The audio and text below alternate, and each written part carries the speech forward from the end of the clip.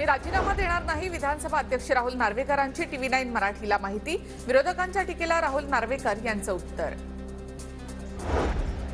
Refinery समर्थकांच्या शिष्टमंडळाने घेतली मुख्यमंत्र्यांची भेट। रिफायनरीसाठी 70% जमीन मालकांची संमती।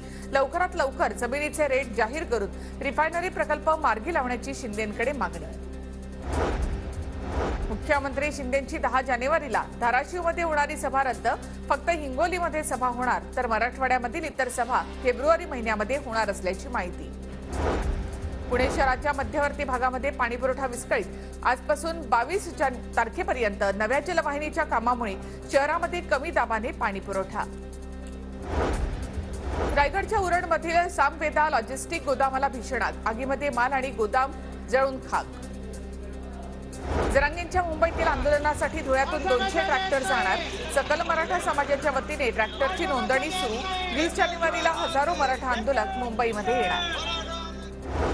असोसिएट हाय प्रेशर टेक्नॉलॉजी कंपनीशी संबंधित बँक घोटाळा प्रकरण। ईडीकडून 45 कोटी 23 लाखांच्या 4 मालमत्ता जप्त। मुंबईच्या वांद्रे परिसरामध्ये आणि गुजरातच्या अंजरमधील मालमत्ता जप्त।